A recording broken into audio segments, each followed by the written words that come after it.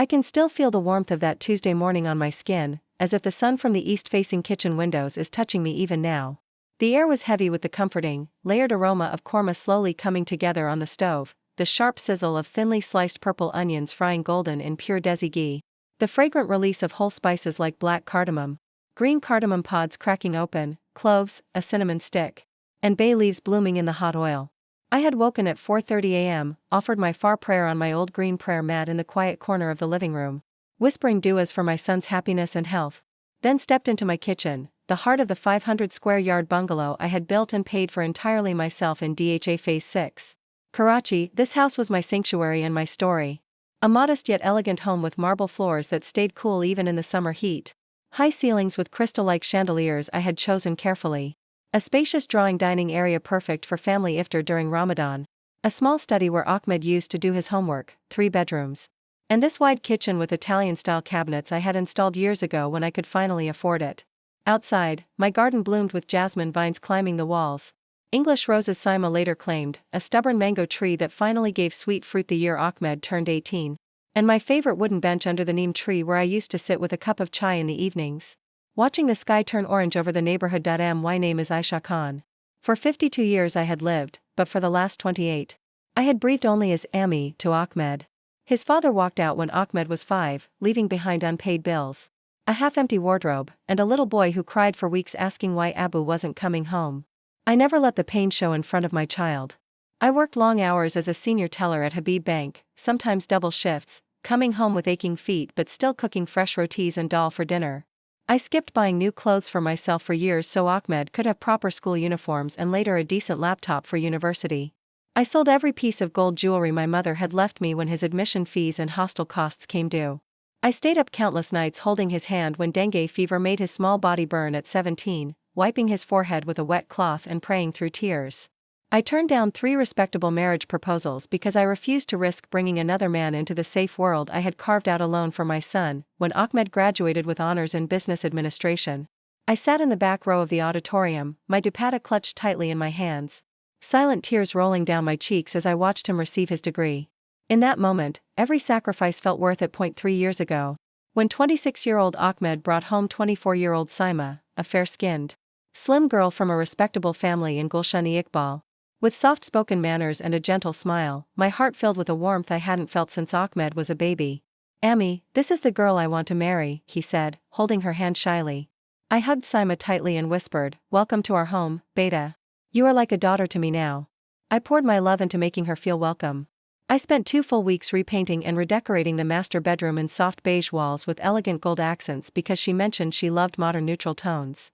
I moved all my personal belongings into the smaller back room without a single word of complaint. I gave up my shaded reading corner in the garden, the peaceful spot under the neem tree with the old wooden bench, so she could plant her English roses and seasonal flowers. I even visited her mother several times, sitting for hours in their kitchen, carefully learning the exact family recipe for slow-cooked nahari, the special dry-roasted spices with fennel seeds, the tender mutton knuckles cooked until the marrow melted into the thick gravy, the final touch of roasted flour for that perfect consistency. Mummy G, you are truly an angel from heaven, Sima would say in her sweet, honey-like voice, resting her head gently on my shoulder after dinner. Ahmed would kiss my forehead every single night and whisper, Ami, you are the best mother in the whole world. I don't know how we would manage without you. You hold this family together. I believed every word with all my heart. I believed the long years of loneliness in my chest were finally lifting like morning mist. I believed we were becoming the warm, loving, respectful family I had prayed for after every Isha prayer for nearly 3 decades, but what I didn't know on that bright, ordinary Tuesday morning was how quickly the people you love the most can turn your own home into a place of silent exile. That I was completely lost in the rhythm of cooking. I had chosen the best bone-in chicken pieces the evening before, about 1 kilogram, cleaned carefully. The onions were frying to a perfect golden brown. I added the ginger garlic paste, then the chicken, stirring until it changed color. Next came the full-fat yogurt whisked smooth. A paste of cashews and almonds for creaminess, the whole spices, black cardamom, green cardamoms, cloves, bay leaves, cinnamon, black peppercorns, and the powdered masala, red chili, coriander, a touch of nutmeg and mace for that royal depth, salt, and a final sprinkle of saffron soaked in warm milk and Kura water for aroma. The gravy was thickening beautifully, the oil separating on top, filling the entire kitchen with that rich, layered fragrance that always made Ahmed's eyes light up. I was humming Ae Dilly Naden softly, my heart feeling light and full because Ahmed had mentioned the night before how much he missed my homemade korma. Compared to the takeout versions, the kitchen door slammed open with such sudden force that the glasses in the cabinet rattled loudly. Saima stood there in her expensive pink silk nightgown, hair still messy from sleep, her usually soft face twisted with unmistakable fury. "Get out of my kitchen right now!" she screamed, her voice sharp and piercing, echoing off the marble tiles. "This is my house. My kitchen. I decide what gets cooked here and exactly how it's made. You are not needed anymore. Stop interfering in everything." I stood frozen, the wooden spoon still in my hand, thick creamy gravy dripping slowly onto the clean floor. For a split second my mind refused to accept what I was hearing. I forced a small, nervous smile, trying to keep my voice calm. "Beta. I'm only making Ahmed's favorite chicken korma. He told me just yesterday how much he missed my version with the cashew paste and saffron. I thought it would be a nice surprise for both of you after your morning walk." Before I could finish, Ahmed walked in right behind her. My own son. The little boy I had carried on my hip while cooking when he was 2, the one whose first words were "Ammi," the one who used to fall asleep on my chest during load-shedding nights. He looked at me for a long moment, then at Saima, and he started clapping. Slowly. Deliberately. The sound of his palms meeting filled the kitchen like slow, mocking thunderclaps. "You heard her clearly, Ammi," he said in a calm, almost bored tone. "It's time you learned your real place in this house. Saima is the woman of this house now. Stop acting like you still own everything here." The spoon slipped from my suddenly weak fingers and clattered loudly onto the marble floor, the sound ringing in my ears like the final crack in something precious and irreplaceable. I stood there, in the very home I had bought with 20 years of my bank salary, whose title deed, property papers, and every utility bill carried only my name because life had taught me never to trust anyone else with my future security, and I felt smaller, more invisible, and more broken than I had in my entire 52 years, tears burned hot behind my eyes. But I swallowed them down with every ounce of strength I had left. I would not let them fall in front of my son and his wife. Not in that moment. Not yet. That Tuesday morning in my own beloved kitchen became the day my entire world quietly began to shatter. The weeks that followed that morning unfolded like a slow, relentless storm that eroded the very foundation of the life I had built. I tried desperately at first to pretend everything was normal, to hold on to the family I thought we had become. The very next morning I woke at 4:30 a.m. again, offered far with extra sincerity, asking Allah for sabr and hidayah. I prepared fresh chai with fresh ginger, cardamom, and a touch of clove, exactly the way Ahmed had loved it since he was a teenager. I left 2 cups on the dining table with a small plate of homemade biscuits, just as I had done every single day for years. But later, when I passed near the kitchen, I heard the loud, deliberate clatter as Saima poured the entire pot down the sink. "This tastes so old-fashioned and heavy," she complained loudly enough for her voice to carry through the hallway. "Who even drinks this strong, traditional stuff anymore? We prefer lighter, modern teas with less masala." When I quietly asked Ahmed about it later that day, he simply shrugged and said, "Ammi, just let Saima handle the kitchen and the household now. You've done enough all these years. It's time for you to relax and enjoy your life without worrying about everything." That single word, enough, began to echo in my mind like the closing of a heavy iron gate. They started changing the house gradually, almost methodically, as if quietly wiping away every trace of my presence. One afternoon I returned from praying Zuhr at the nearby Ali Masjid, the same masjid where I had found peace for over 15 years. With its cool marble floors and familiar azan that always calmed my heart, and discovered that all my cherished family photos had been removed from the living room walls. The picture of baby Ahmed sitting in his high chair covered in cake on his first birthday, his little face beaming with joy. The hospital photo of me holding him as a tiny newborn, exhausted but smiling through tears. The framed graduation picture where Ahmed stood proudly in his black gown between me and his favorite professor. When I asked softly where they had gone, Saima gave me that same practiced sweet smile and replied, "We're just updating the decor to something more modern and minimalist, Mummy G. Those old, faded family pictures don't really match the new vibe we want for our home now." My old prayer mat, the faded green one with intricate gold threads that I had used faithfully for 20 years, still carrying the faint scent of the masjid incense, was moved without my permission to the dusty storeroom behind the kitchen because, according to Saima, it looked shabby and out of place in the main drawing room with the new furniture. When my younger sister Roxana made the long journey from Lahore for a short visit, excited to spend time with her only nephew and meet his wife properly, Saima stood in the doorway blocking the entrance and said coldly, right in front of me, "We don't really have extra space for guests to stay anymore. The house feels too crowded and noisy when other people are here for more than a day or two. Ahmed avoided my eyes and then casually suggested booking her a hotel nearby, and he paid for it using my credit card. The one I had given him access to only for genuine family emergencies. The nights became the hardest part of my days. I would retreat to my small back room, the one I had willingly given up the larger, brighter master bedroom for, lock the door softly, press my face deep into the pillow, and cry silent, heaving sobs so they wouldn't hear me through the walls. In those dark, lonely hours I questioned everything I had ever believed about motherhood and family. Had I been too controlling without realizing it? Had I become a burden in my middle age? Was I too traditional, too old-fashioned for their modern life? The pain sat heavy on my chest like a stone that made it difficult to breathe.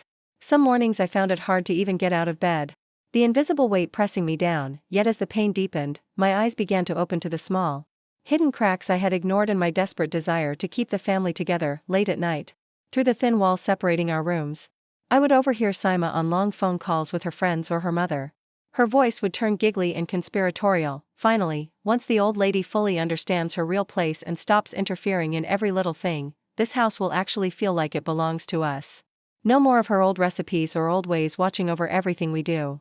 I noticed unusual large transfers from the bank account Ahmed had access to, money I had carefully given him as seed capital for his small import-export business, going to accounts and names I did not recognize. One particularly painful night, I overheard them whispering in their bedroom about the possibility of selling the house. It's still in her name, but we can find a way to convince her or handle the paperwork, Saima said in a low voice. With the current property prices in DHA Phase 6, we could easily get a newer, flashier place just for the two of us. Somewhere without someone always there reminding us of the past.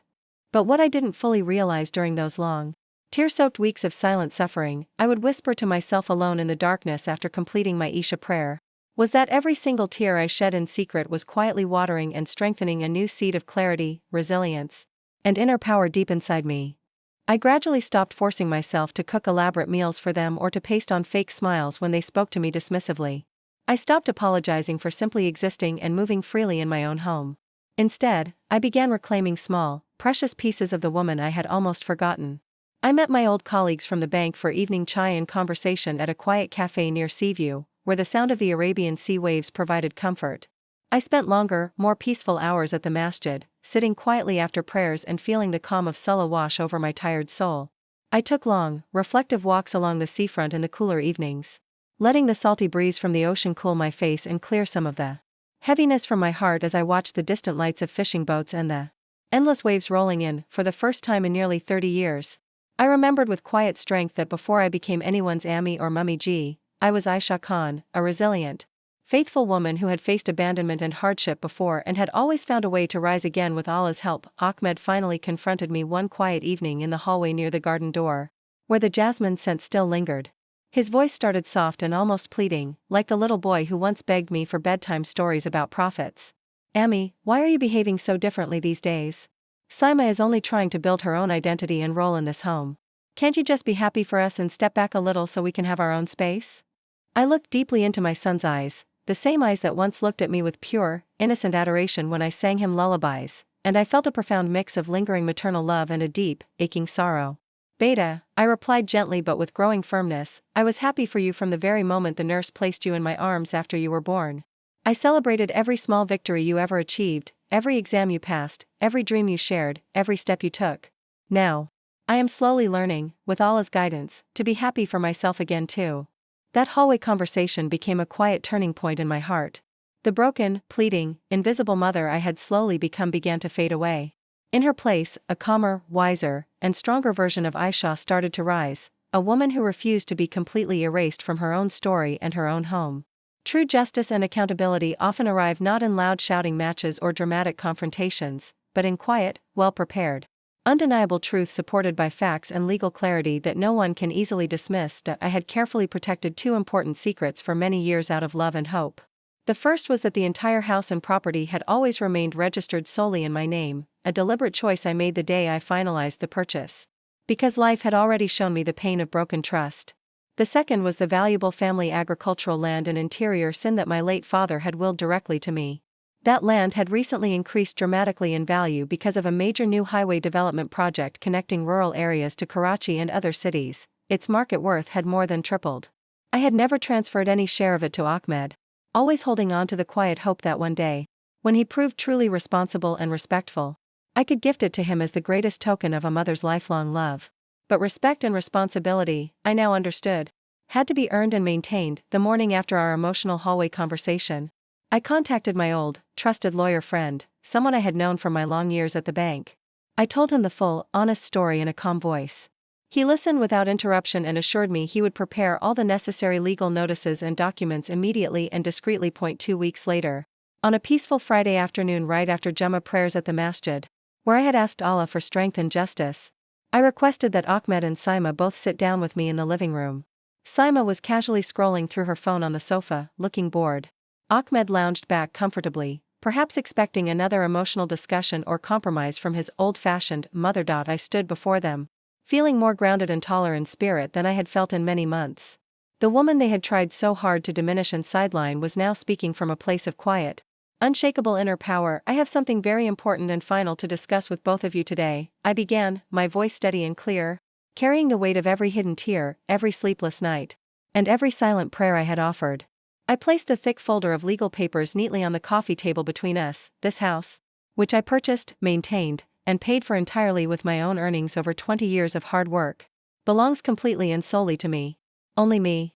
As of today, you both have exactly 30 days to vacate the premises and make other living arrangements. Saima let out a sharp, disbelieving laugh at first, her eyes widening. Mummy G, you cannot possibly be serious. This is completely absurd and unfair. Ahmed, say something right now, tell her she has no right to do this to her own family. But Ahmed's face had gone completely pale. He knew me better than almost anyone. He recognized the quiet, firm tone in my voice, the same tone I used when I had made difficult but necessary decisions in the past.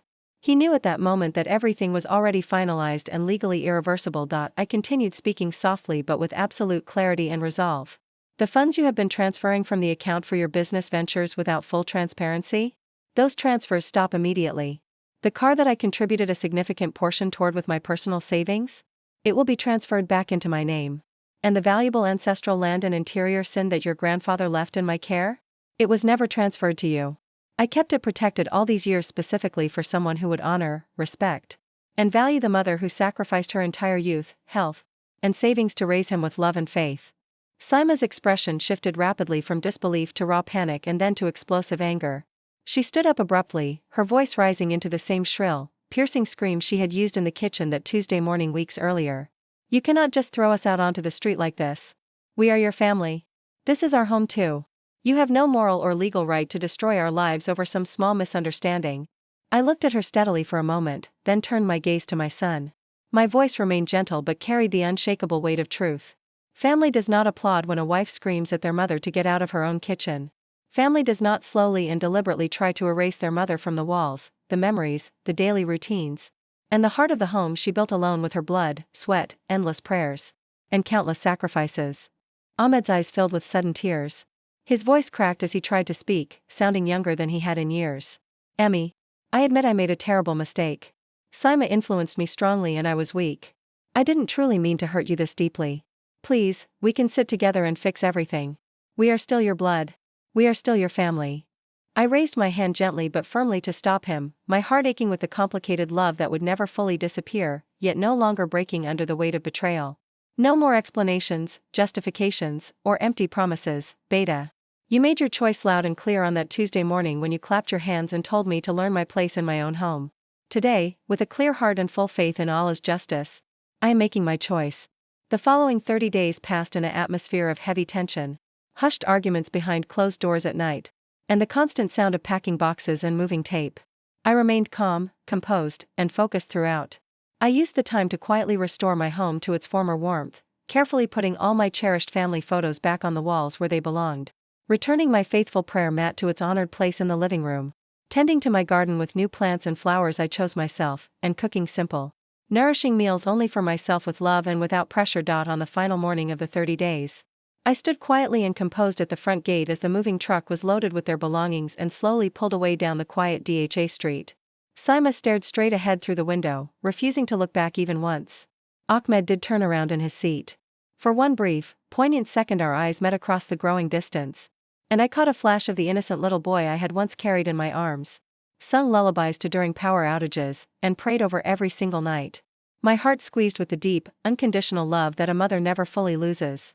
But it no longer shattered me or defined my worth. I walked back inside my home, opened every single window and door wide, and let the fresh, salty sea breeze from nearby Seaview fill every corner of the house, carrying away the lingering heaviness.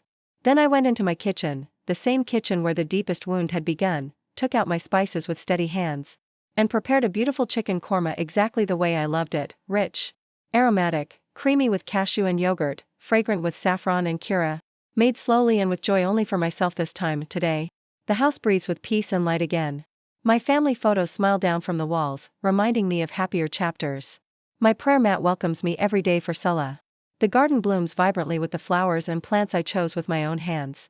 And every single night after Isha, when I raise my hands in sincere dua under the quiet Karachi sky, I thank Allah from the depths of my heart for the profound pain that ultimately revealed my true inner strength, my worth, and my unbreakable connection with Him, the most powerful and lasting lesson I have carried from this entire painful yet transformative journey is one I now hold close to my heart and share with anyone who needs to hear it. Blood relation may connect people by birth, but genuine respect, kindness, empathy, and consistent love are what truly build, nurture, and keep a family together over time. Never, ever allow anyone, not even your own flesh and blood, to make you feel small, unwanted, invisible, or erased in the home and life you built through your own sacrifices, hard work, tears, and unwavering faith. When someone tries to diminish your light or take away your dignity, remember with quiet conviction that the same resilient, faithful strength that helped you raise them through difficult years is still burning brightly within you, ready, with Allah's help, to help you rise again, rebuild with dignity, and find lasting peace on your own blessed terms. I am Aisha Khan. I am more than enough. I am worthy of respect and peace. I am strong in my faith and in my spirit, and for the first time in many long years, I am finally, completely, peacefully, and beautifully home.